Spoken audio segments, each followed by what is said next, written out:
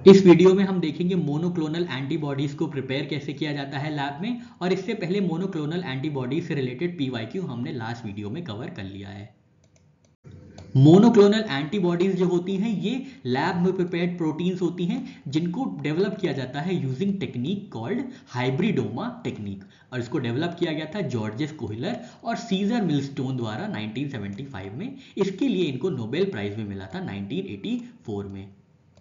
Monoclonal antibodies की lab preparation में 5 की स्टेजेस होती हैं। पहला स्टेप होता है माउस की इम्यूनिटी को एक्टिवेट करना। कैसे होगी? माउस को इंजेक्ट किया जाता है स्पेसिफिक एंटीजन से। स्पेसिफिक एंटीजन चाहे वायरस प्रोटीन हो या कैंसर मार्कर हो, ये इंजेक्ट किया जाता है माउस की बॉडी में। ये एंटीजन एंट्री होने के बाद माउस की बॉडी में ट्रिगर करती है माउस की इम्यून सिस्टम को, जिससे प्रोड्यूस होती हैं बी लिम्फोसाइट्स या बी सेल्स, जो कि बनाते हैं एंटीबॉडीज अगेंस्ट दोज एंटीजन्स। तो यहाँ पे गोल क्या होता है? जनरेट करना बी सेल्स को जो कि प्रोड्यूस कर पाए desired antibodies against specific antigen.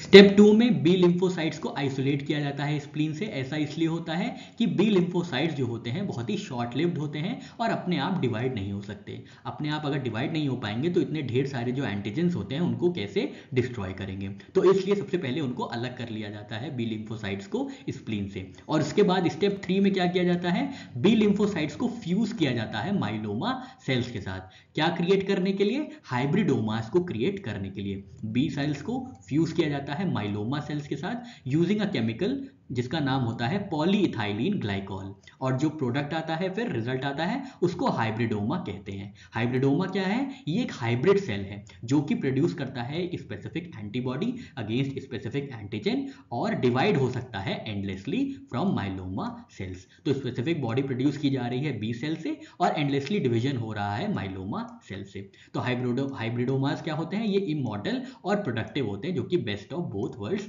होते हैं।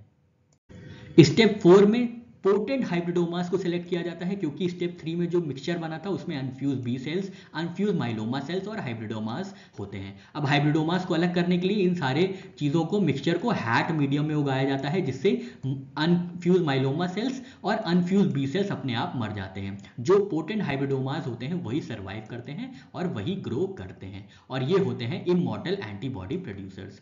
स्टेप 5 में स्क्रीन किया जाता है और क्लोन किया जाता है उन हाइब्रिडोमास को जो कि डिजायर्ड एंटीबॉडी प्रोड्यूस कर पा रहे हैं। जो हाइब्रिडोमास डिजायर्ड एंटीबॉडी प्रोड्यूस कर पा रहे हैं, फिर उनको क्लोन किया जाता है to produce large amount of monoclonal antibodies.